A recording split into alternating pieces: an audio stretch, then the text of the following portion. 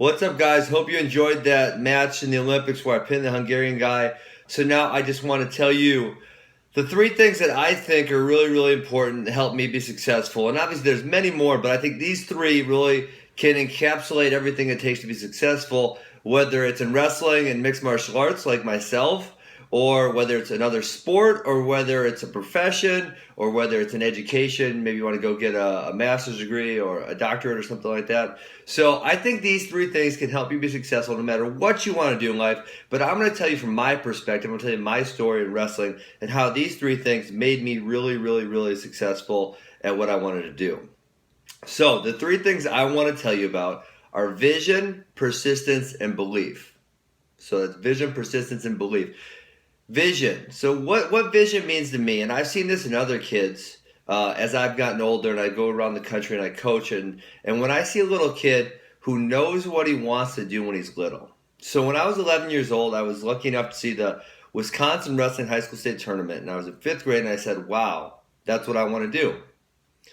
And when I was 15, my parents sent me to the 2000 Olympic Wrestling Trials in Dallas, Texas, all by myself, flew on a plane.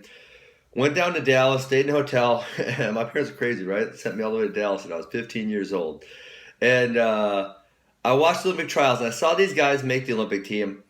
And I said, wow, that's what I want to do. So when I was 11, I had this vision that I wanted to be a state champion. When I was 15, I had this vision that I wanted to be an Olympian. And I'll tell you what, most kids are not able to make up their mind by that point in time. And like I said, when I go to wrestling camps, some of these kids, like there's this kid, Jaden Cox, who just made the Olympics, and he's only 20 years old. I knew the kid when he was 9, and I'll tell you what, he had a vision of where he wanted to go and what he wanted to be. And I was able to develop those visions early on too. And so what I'm telling you is the kids who are able to pick a vision of what they want to do when they get older, when they're younger, oftentimes are more successful. So, I don't care what you want to be in life, whether it's an Olympic wrestler, whether it's a world champion in mixed martial arts, whether it's a great doctor, whatever you want to be. If you can envision it when you're younger, it's going to help you. Because part of envisioning is saying, how are you going to get there? I want to do this. So when I'm 15, I say, I want to make the Olympics in wrestling, and I know it's going to be in 2008. How am I going to get there?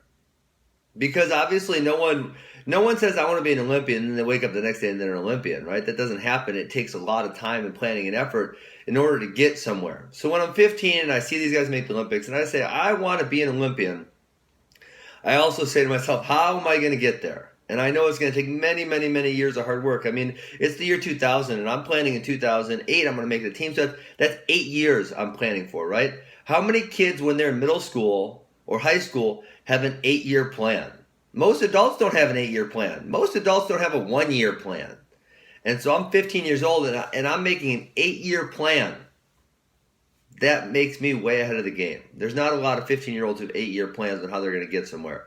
So vision is the first key to being successful because you got to see where you're going to go. No one gets somewhere. If I told you, okay, go to Los Angeles, California, are you going to get there without a map? Are you going to get there without knowing how to get there? No, you would just wander around aimlessly and pointlessly. So part of vision is creating this map or this diagram or this process of how you're going to get somewhere. How are you going to get there? In 2000, I say I want to be an Olympian. I'm not going to be there in 2008. How do I get there, right? Just like finding Los Angeles. If I tell you to get to Los Angeles, you don't have a map, how are you going to get there? You're just going to wander around aimlessly. So you're going to need a map. Maybe hop on a plane, maybe get in a car, go on the highway. You got to know how you're going to get there. So having vision and not being scared of that vision is important. So figure out right now. If you can figure out right now what you want to be in life, I'm telling you, you have a much, much higher chance of getting there than if you have no idea where you want to go. And don't be scared if you're sitting out there in the audience right now not knowing where you want to go because most kids your age don't know where they want to go. But if you can figure that out, if you can figure out what you really want to do in life, you're going to be much successful. So have that vision. So my second one will be persistence. And this is the one that's hard for a lot of people. So you got that vision, right? Once you figure out that vision of where you want to go, you start moving that direction. You say, so I'm in 2000. I say I want to be an Olympian. 2008, so I start moving that direction. You got to have persistence because no matter who you are or what you choose to do, you're going to fail. You're going to fail and you're going to fail and you're going to fail. But the key for really successful people is to get up when they fail, right? So they don't fail once and say, okay, I guess I'm not going to make it. They fail, they get up, they try hard, they fail again, they get up, they try hard, they fail again, and they fail again and again and again until they make it, right? You guys all heard failure is a part of success. Well, that's 100% true. But persistence is as much a part of that success as anything. Because I'll tell you what, whether it's in the sport of wrestling or mixed martial arts or other avenues, I have seen so many people fail because they simply stop trying. And I'll tell you what, when you stop trying, there's no way you're going to make it. At that point, it's over. It is over for you. You will, when you stop trying, you will not make it. I can guarantee you that much. And so persistence is 100% of the battle, because there's nobody who makes it to the top without failing. Nobody. In the history of the world, it has never, ever, ever, ever happened. Someone that makes it to the top of their profession or their field without failing. It just hasn't happened. So, I can tell you many times when I failed. Obviously, a couple really big ones are my first 2 years in the NCAA finals, the college NCAA finals is the biggest stage for folk style wrestling. And I wanted to be a 4-time champion. In my freshman year, I make it all the way to the finals. And I lose. And it was heartbreaking because I knew that was part of my journey to the 2008 Olympics. And I knew that was part of proving I was the best guy in the United States. And I failed. I lost. Okay? So I picked myself up. I trained hard again. Trained so hard. I mean, that offseason, I don't know that I missed a day. And if I missed a day, it was 1 or 2 or 3. Well, there's not a lot of days in that entire year that I didn't train and there definitely wasn't a day when I wasn't thinking about how I was going to get better to win the NCAA championships the next year. Well, the next year comes around, and I feel like I've done everything possible. Literally, there is no stone left unturned. There is nothing that I haven't done to be a champion. And I get to the finals again, and I have to face the same exact opponent I lost to as a freshman, and I lose again. And I'll tell you guys that it still hurts me to this day. There wasn't a lot of days after that I didn't feel the pain of losing again. When you feel like you do everything you can to be successful and to be a champion, and you come up a little bit short, that's hard. It's really, really, really, really heartbreaking. And so I worked really hard that offseason. I was able to win an NCAA title my junior and my senior year. So my senior year is 2007, which is only 1 year before the Olympic trials, right? So 2008, the United States holds Olympic trials, and whoever wins Olympic trials goes to the 2008 Olympics. Well, in 2007, they hold the World Team Trials, and whoever makes the World Team goes to the World Championships to represent America. And then obviously that following year, they'll pick a representative for the Olympic Games. Well, so I'm thinking I'm going to win this, represent the United States of America, go to the World Championships, and in 2008 I'm going to win it, and I'm going to go to the Olympic trials, win that, go to the Olympic Games. So, 2007, I failed big time. I mean big time. I didn't take second. I didn't even take third.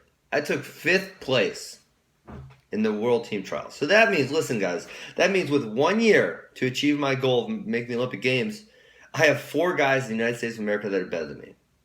Now that's heartbreaking, right? Because I started this journey in 2000. It's 2007. I got 1 year left to make the Olympic team, and I still have 4 guys in America that are better than me, that are going to try to keep me up. Listen, their goal, their dream too is to be an Olympian. They got the same dream I got. And so I got 4 guys in the United States of America who are better than me, and I got 1 year to fix that. A lot of people at this point would be saying, I failed, I'm not good enough, I can't make it. But persistence keeps you going, right? And I got a lot of persistence. That's what people count me out sometimes, but I got a lot of persistence, and I'm just going to keep on fighting, keep on trying. So, over the course of the next year, it was only 10 months, because between the World Team Trials in 2007 and then the World U.S. Open 2008, 10 months. I go to the U.S. Open, I win. 2 months later, I go to the Olympic Team Trials, and I win. So, guys, that success didn't happen without a lot of failures. That success was only available to me because I had so many failures and because I had the persistence to keep going when a lot of other people quit. Right? From the time I'm 15, a sophomore in high school, to the time I'm 23 and I'm graduating from college, there was a lot of failures, and there was a lot of other people who were better than me but didn't have the persistence. And when they faced hard times, when it was tough for them, they quit. They packed their bags. They went home, and I was able to represent America in the Olympic team trials in 2008 only because I had the persistence to keep going. So no matter what your journey is, no matter what you pick you want to be, when you have that vision of it and you start heading that direction, you're going to have a lot of failures, a lot of them. And the goal is to keep picking yourself up after every one of those failures, have some persistence, get tough, and keep going. And that was what allowed me to be an Olympian in 2008. So we got some vision. We got some persistence. So the third thing on this list is belief. So let me tell you a story about belief. I wanted to write a book about sports psychology of wrestling. And when I started writing this book, we sent out surveys to every NCAA champion in the past 50 years. And we asked the question, what made you different than the guys who took second or third or fourth? And we were getting all kinds of strange answers. And I got this one answer from this one guy who I knew really well because he's a recent NCAA champion. He said, I was the best athlete in my weight class, and I knew his statement to be 100% false. So what this guy was telling me is wrong. So I started thinking harder about all these answers I got, and a lot of the answers contradicted each other. And so I thought harder and harder and harder about it. And what I came up with was all these statements were true to the people making them because they believed them. And so it wasn't important what the statement said. What was important was that they believed in themselves. And when I started thinking about other people I knew and why they were successful versus why they weren't, it's because they believed in themselves. Now, let me tell you guys this. From the time I was 11 years old, right? I told you I wanted to be a state champion. When I was 11 years old, I see these guys with state titles. I say, I want to be a state champion. High school.